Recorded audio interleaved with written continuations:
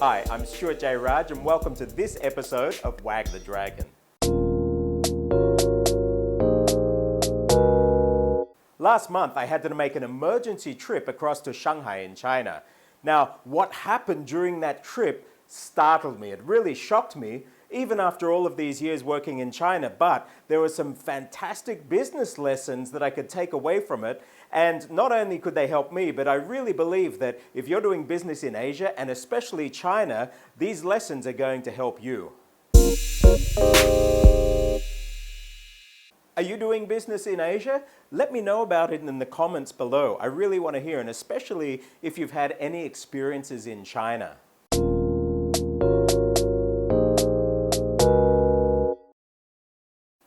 Despite what the Western media says, I can tell you, in China right now, whether it's in aerospace, it's in mining, it's in oil and gas, it's in energy, it's in cybersecurity, business in a lot of these sectors are booming, and there are people making a lot of money at all steps of the business process in these industries.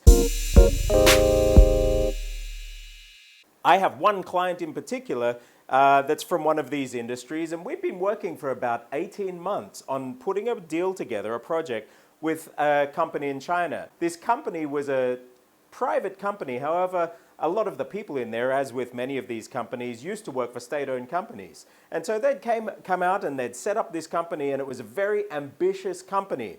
They really wanted to get the market. Now, 90% of their business was domestic market, and they were really looking to get an international edge against the competitors, their competitors in the market. So we went in, we saw that there was a good company, we did our research. Anyone who tells you that quality in China is crap, well, I can tell you, you get all spectrums. And when we did our checks, the quality that and the procedures that this company had in place actually excelled and would beat many of the standards if you were to do compliance checks in Europe. They were fantastic. And so we thought that my client, we were a listed company, a big company, and they were the proverbial dog going to wag their Asian tail and hopefully make a profit out of it, and we could bring them up with us as well if they wanted to be part of it.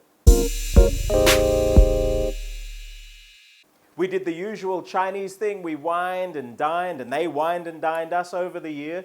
About 18 months, and we'd established very good relationships. Most of it was all done in Chinese, except when we had to take some of the executives in. They came from Europe, or they came from the US, or from other companies, and they would meet them. But generally, most business was done in Chinese, and we really felt like we were becoming part of their family and things were going well. Now, as business goes in China, you can tell the health of a business through the quality of the WeChat threads. And as I was reading, something was changing there in the mood. Some things were going down that we didn't anticipate. And so on the second last trip back there was a change in the air. And I thought, oh, that's strange.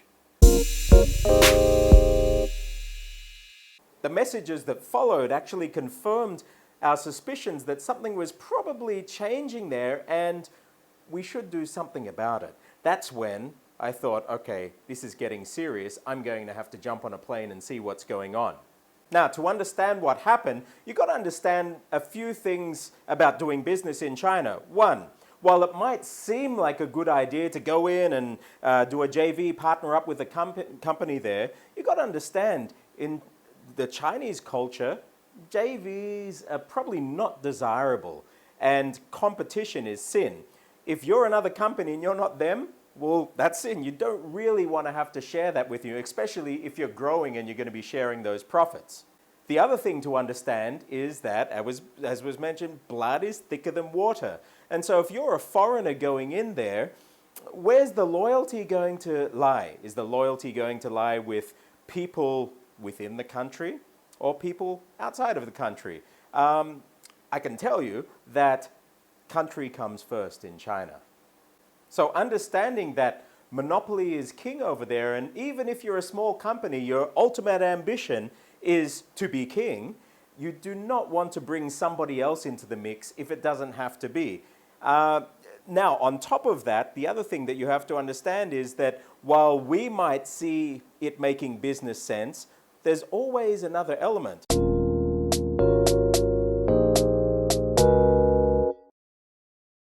There are ways that the Chinese state-owned companies or the state can come in and support or do collaborations with private companies within China that's going to make sense in the long term. And that's the key word. Many Western companies going in, and even maybe the motivation for the Western company coming in to make this deal that we were going in to do was based on, quarterly reports. What can you do in this quarter? What can you do in the next quarter? Are you going to get your year-end bonus? But for China, that's a long game. And so this is something that I think is a distinct challenge for Western companies. While Western companies are looking at some strategies that are going to get some short gain returns, in China, it's all about the long game. And in the end, the long game is all about the country. So, luckily, we had built such a good relationship with this company. The CEO was actually a real gentleman, and we sat down and we talked. And even though he didn't say it directly, he made it clear, look, at the time that we first met, we were in one condition. Things have changed, and actually, there are many companies wanting to come in and be part and have us part of them, so much so that the state also wants to support us as well. If there's going to be a choice between the state and a future in our country, or a foreign group coming in and possibly taking part of our company away from us, what are we going to choose? And so as the conversation went on, it became clear that he was being a gentleman and he was communicating that, look, if you have a plan B, it's probably a good idea to kick it into action now. So we did that, and I thanked him, and we're still good friends now. I came back, and we were able then, on that intelligence, to make a decision that I think was really beneficial to all of us. But it taught me some really valuable lessons, or confirmed some things that you always should keep in mind, and that is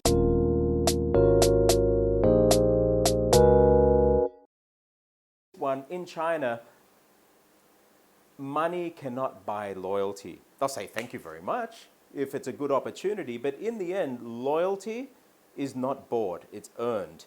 And loyalty has a lot of factors that are behind it. It's not just the cash factor, but a lot of different things. And unless you are Chinese, it's very hard to get into that circle, and it's very hard to stay in there. And if you're a company going into wanting to pitch your tent and get your plot in China now, especially in these industries, because there's change in the air, really, really understand the signals that they're sending you all throughout the process of doing this. They might give you hope, what you think is hope, but actually they understand it as sending you a signal that you probably should take into consideration and maybe change your strategy.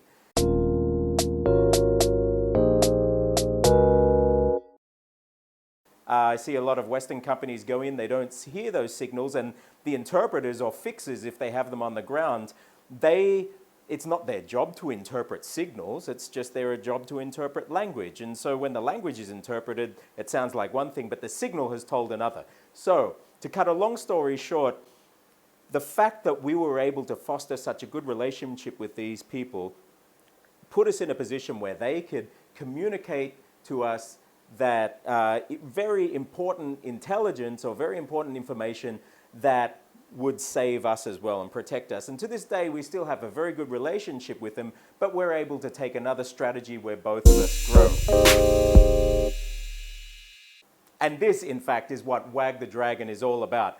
I see so often many Western companies and Western business people as the proverbial dog looking to shake that eastern tail, whether it's in China, in Thailand, in Indonesia, Malaysia, Singapore. They come to Asia, and before they know it, they realize that actually they're the tail being wagged by a very big dragon that seems unfathomable over time. And so that's what Wag the Dragon is all about. It's sharing intelligence from the ground that I've collected from all levels of society and organizations from right across Asia over the past 25 years. and trying to put them into little nuggets that you're going to actually be able to take and use in your business across Asia.